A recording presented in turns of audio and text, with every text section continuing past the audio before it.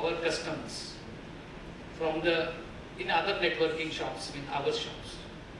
So there is a very, I think, the crucial role, the supply chain management.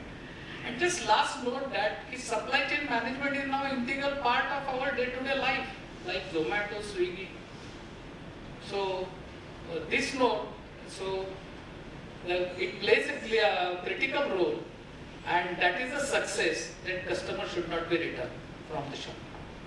Thank you. Now back to ma'am, you. Since the topic is Indian leadership, we all have experienced for a couple of years that the younger generation usually follow the great leaders who are surrounded nearby them. Students at a very younger age, they follow their leaders, their role models, and they get carried away. And then they enter into the industry. So from this perspective, I want to know, what advice would you give to them to follow certain leadership styles, not from the books or not from the management scholars that they deliver? Okay. Probably I have a little different opinion on this. Gone is the era when we used to look at Tatas and Ambanis only our leaders, and we used to follow their styles. However, probably one of the leaders is sitting next to me, who is one of the major social influencers. So the social media has really opened up a world of leaders which is agnostic of their age and experience. I'm sure the industry will agree to this. So the students are not only impressed by your career graph, your age, the salary, but they are equally influenced by the younger generation, those who are doing breakthrough activities in the society, those who are really helping them, encouraging them or inspiring them to look at their responsibilities towards the society. Now this is a generation probably which is more sensitive to the needs of the society, needs of the environment, and we are happy. So I can quote a couple of social influencers who are very largely followed by our students. They are encouraged to take up those social activities on their own where they are not going to earn anything.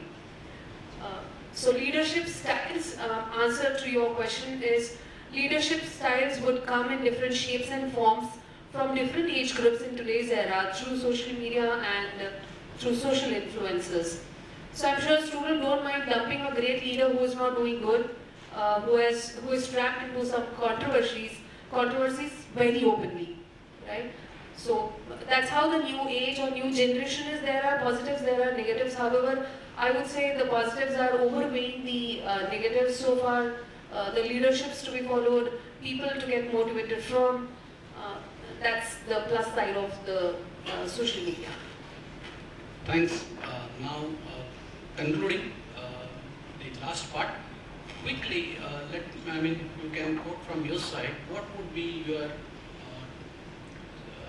major aspects to overcome these aspects related to the Indian leadership for which we have gathered here? What advice would you give, a two-line advice? And then we can conclude for the question and answers. I would say this is the foresight and leadership process is the exploratory process, and which is very important to the sustain and the growth of the business. And just one note, I would like to say all of you, the boss is chasing the target and leader is chasing the vision. Thank you. Yeah, my 2 cents on the topic is very simple. Don't just keep thinking about ideas. We as Indians, we have a lot of ideas. Everybody has ideas. But I unfortunately, in real life and in my work, I see very less execution. There are fantastic ideas I'm able to hear every single day. But the focus towards execution is, as Indians, we don't focus much on execution. but that is where the secret lies. So focus on execution. So I think I feel that's something always out of box, and agree with him that pursue that it is delivered. That is the leadership. Agree with you, sir. Even agree with your point as well. We have lots of ideas, but the execution part there we lack a lot. And I think the people who are into the education field, they are doing the things to get over this. And that is the one thing which will help our country in the futuristic perspective to grow. Adding to all my predecessors who have spoken, two lines of summarization towards leadership from my side would be the educational institutions should provide a nurturing ground for the students, and it should root back them to the Indian knowledge system where responsible leadership, I would say, would be an obvious offshoot of all our efforts. We might not have to do or take any additional efforts to nurture or create leaderships, but if we go back to our deeper roots of Indian systems, knowledge systems, you'll find leaders getting uncovered out of the sea very naturally. Thanks to all of you. Now the session is open for question answers. I sincerely feel you can share your views, your questions, your doubts to the experts we have here on the panel.